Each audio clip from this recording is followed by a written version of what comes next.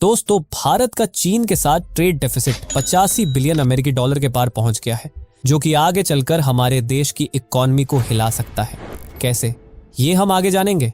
लेकिन उससे पहले जिन लोगों को ट्रेड डेफिसिट का मीनिंग नहीं पता, उनके लिए शॉर्ट में बता दूं कि ट्रेड डेफिसिट एक ऐसी कंडीशन है जिसमें किसी देश का इंपोर्ट उसके एक्सपोर्ट से ज्यादा हो जाता है।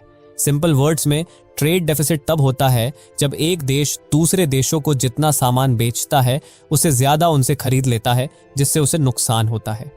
फॉर एग्जाम्पल, साल 2023-24 में भारत ने चीन को 16.65 बिलियन डॉलर का सामान बेचा था, जबकि भारत ने चीन से 101.75 बिलियन डॉलर का सामान खरीद लिया, जिससे भारत का चीन के साथ ट्रेड डेफिसिट 85 बिलियन डॉलर से ज्यादा का हो गया। अब दोस्तों, ये चीज टेंशन वाली इसलिए है क्योंकि पास्ट में चीन ने कई देशों पर फाइनेंशियल प्रेशर बनाया है। जैसे जब ऑस्ट्रेलिया ने कोविड-19 की ओरिजिन जानने के लिए इन्वेस्टिगेशन की मांग की थी, तो चीन ने ऑस्ट्रेलिया का मुंह बंद कराने के लिए उनसे इंपोर्ट किए जाने वाले लकड़ी, कोयला, शराब और दूसरे प्रोडक्ट्स पर टैरिफ बढ़ा दिया था। इसके अलावा अभी पिछले साल ही जब जापान ने फुकुशिमा परमाणु संयंत्र से ट्रीटेड वाटर समुद्र में छोड़ा था, तब चीन ने जापानी समुद्री प्रोडक्ट्स के इंपोर्ट पर रोक लगा दी थी। ऐसे में यह कहना गलत नहीं होगा कि अगर आगे चलकर भारत ने चीन के अगेंस्ट कोई भी एक्शन लिया तो चीन भारत पर भी फाइनेंशियल प्रेशर डालने में नहीं हिचकिचाएगा। और अगर चीन ऐसा करता है तो इससे भारत की इकोनॉमी पर काफी बुरा असर हो सकता है। इसलिए हमारे लिए ये काफी इंपॉर्टेंट हो जाता है कि हम चीन के साथ ट्रेड डेफिसिट को कम से कम रखें। लेकिन यहीं पर एक इंपॉर्टेंट सवाल ये उठता है कि आखिर भारत सरकार ट्रेड डेफिसिट को कम करने के लिए कोई एक्शन ले भी रही है या नहीं। और अगर हमारी सरकार ट्रेड डेफिसिट को लेकर एक्शन ले रही है तो फिर आज ये 85 अरब डॉलर का कैसे हो गया है। और सबसे बड़ी बात, एज एन इंडियन सिटीजन हम इस ट्रेड डेफिसिट को कम करने के लिए क्या एक्शंस ले सकते हैं, जानेंगे सब कुछ इस वीडियो में। इसलिए वीडियो में अंत तक बने रहें। वीडियो शुरू करने से पहले अगर आप हमारे चैनल पर नए हैं तो प्लीज चैनल को सब्सक्राइब करके हमें सपोर्ट करें। आपकी हर सब्सक्राइब हमें अगले वीडियो बनाने के लिए मोटिवेट करती है। तो चलिए बिना किसी देरी के इस इंफॉर्मेटिव वीडियो को शुरू करते हैं। दोस्तों, commerce and industry minister Piyush Goyal ने कुछ महीने पहले यह स्टेटमेंट दिया था कि साल 2004-05 से 2013-14 तक ट्रेड डेफिसिट लगभग 24.8 गुना बढ़ा था, जबकि मोदी सरकार के आने के बाद यानी साल 2014-15 से 2023-24 तक ट्रेड डेफिसिट सिर्फ 1.75 गुना ही बढ़ा है, जो कि डेफिनेटली ये शो करता है कि पिछले 10 सालों में भारत सरकार ने ट्रेड डेफिसिट को कम करने के लिए काम किया है। लेकिन इसके बाद भी साल 2022 में भारत का चीन के साथ ट्रेड डेफिसिट 100 अरब डॉलर के पार हो गया था। कैसे? असल में दोस्तों, चाइना भारत से काफी पहले कोविड पर कंट्रोल हासिल कर चुका था। वहीं दूसरी तरफ कोविड ने भारत की इकोनॉमी को बुरी तरह से हिलाकर रख दिया। इसलिए जैसे ही कोविड और लॉकडाउन खत्म हुआ, भारतीय व्यापारियों ने तुरंत काम शुरू करने के मकसद से चाइना से ह्यूज अमाउंट में रॉ मटेरियल्स और दूसरे गुड्स को इंपोर्ट किया, ताकि वे जल्द से जल्द इनसे फिनिश्ड प्रोडक्ट्स बनाकर उन्हें दूसरे देशों में सेल कर सके। जबकि लॉकडाउन हटने के बाद भी भारत चाइना को एक्सपोर्ट करने वाले प्रोडक्ट्स को काफी धीमी रफ्तार से बना रहा था। इसलिए कोविड के बाद अगले कुछ सालों तक हमारा ट्रेड डेफिसिट चाइना के साथ तेजी से बढ़ता गया और साल 2022 में ये 100 अरब के पार पहुंच गया। पर अच्छी बात यह है कि इसके बाद भारत सरकार ने चाइना के साथ ट्रेड डेफिसिट को कम करने को ज्यादा सीरियसली लिया, जिस वजह से साल 2023 से 24 में ट्रेड डेफिसिट सिर्फ 85 बिलियन यूएस डॉलर का ही रहा है।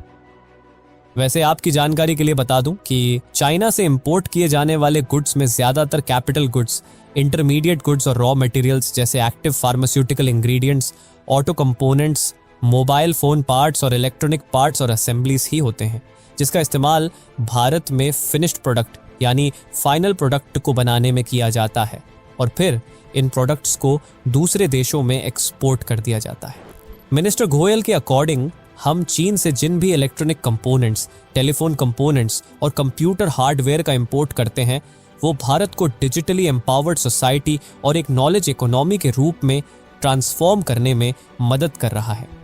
यानी आगे चलकर भारत सिर्फ यहाँ के चीप लेबर के लिए ही नहीं जाना जाएगा, बल्कि यह अपने प्रोडक्शन, डिस्ट्रीब्यूशन, इनोवेशन और इंफॉर्मेशन के यूज के लिए भी जाना जाएगा।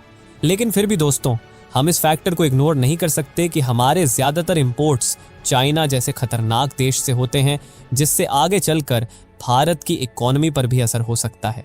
बीजिंग में इंडियन एम्बेसी की वेबसाइट के अकॉर्डिंग भारत का चाइना के साथ ट्रेड डेफिसिट बढ़ने के 2 मेन रीजंस हो सकते हैं।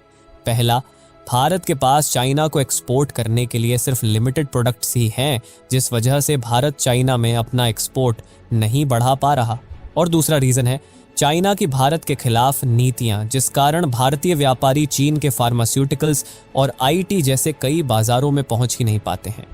इसीलिए भारत सरकार ने चाइना के साथ ट्रेड डेफिसिट को कम करने के लिए साल 2016 में 500 से ज़्यादा प्रोडक्ट्स पर इंपोर्ट ड्यूटी बढ़ा दी थी।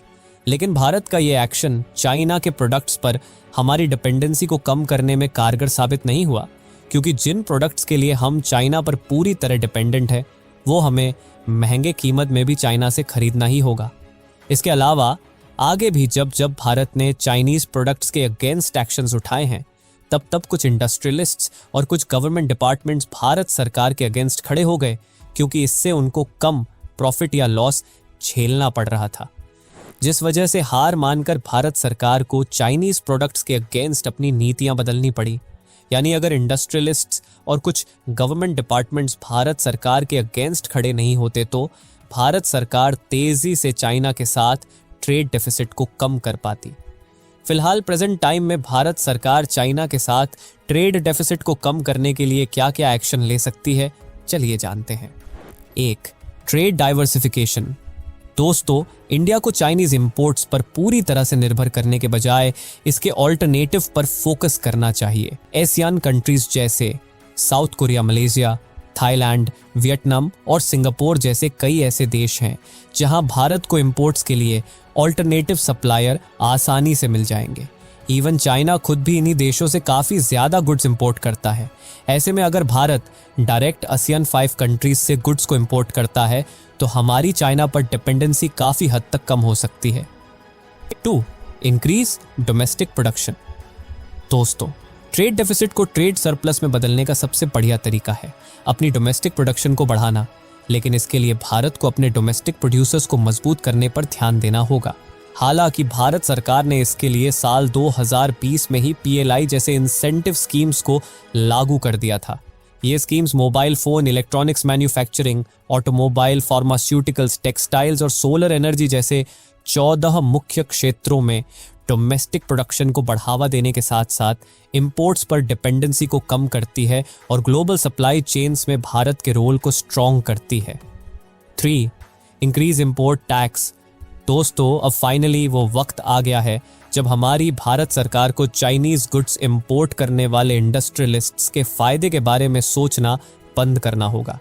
बेसिकली भारत सरकार को समझदारी दिखाते हुए चाइनीज गुड्स पर इंपोर्ट ड्यूटी बढ़ा देना चाहिए, जिससे चाइनीज प्रोडक्ट्स भारतीय बाजार में महंगे बिकने लगेंगे, जिसका फायदा ये होगा कि देश की जनता महंगे चाइनीज प्रोडक्ट्स के बजाय सस्ते भारतीय प्रोडक्ट्स को ज़्यादा से ज़्यादा खरीदेगी और इस तरह हमारे भारत के वो इंडस्ट्रियलिस्ट जो चाइनीज प्रोडक्ट्स को इंपोर्ट नहीं करते उनके बिजनेस को फ़ायदा पहुंचेगा और साथ ही हमारा चाइना के साथ ट्रेड डेफिसिट भी कम होगा।